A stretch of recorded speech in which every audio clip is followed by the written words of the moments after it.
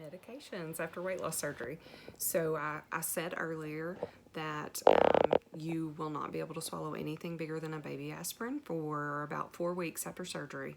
So your big take-home message on medicines, everybody's going to come in and have a pre-admitting testing appointment. And so make sure that at that appointment you bring the bottles of all the medicines that you take currently, or if you have a list that you know is very accurate with the medicine and the dose that you take, it's very important that that's accurate.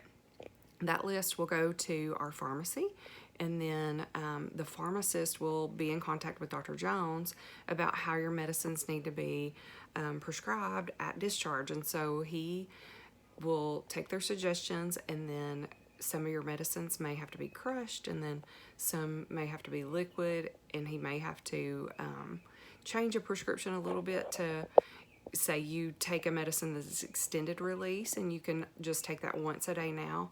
That may be something that he has to prescribe in a non-extended release version so it can be crushed, and you may have to take it a couple times a day instead of just once. Stuff like that. So the really important thing is that you get a very accurate list to that appointment, the pre-admitting testing appointment with you. Also, if you're somebody that can get pregnant, so any of you ladies that still have ovaries and a uterus and have not had a tubal or hysterectomy, so any of you, perk your ears up. No pregnancies for 2 years. It's very important. You put yourself and baby at a big risk, and then you also lose really good weight loss opportunity that happens in the beginning right after surgery. And so please avoid pregnancy.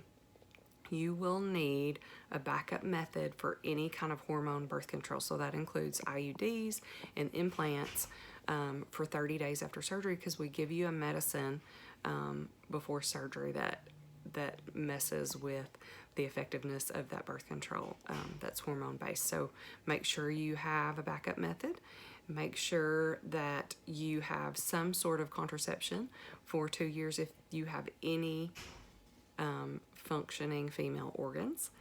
Even if you haven't had a period in a long time, once you lose some weight, you are very likely to start ovulating and making eggs and have the ability to get pregnant, even if you thought you could never get pregnant.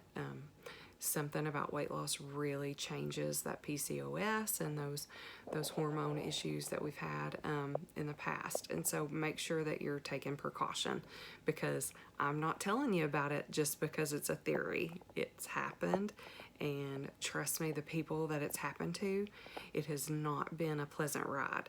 And so we don't want that to happen to you. So just really take precaution and pay attention to what's going on.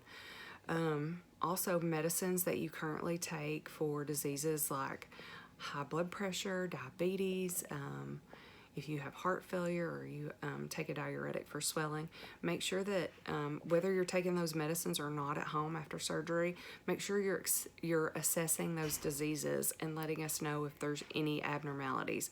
So if your blood sugar is high or low, we need to hear about it. If your blood pressure is high or low, we need to hear about it. If you are swelling and you're not on your diuretic, then we need to hear about it. Or if you're on your diuretic and you're getting really dry, we need to hear about it, because we might need to change things. And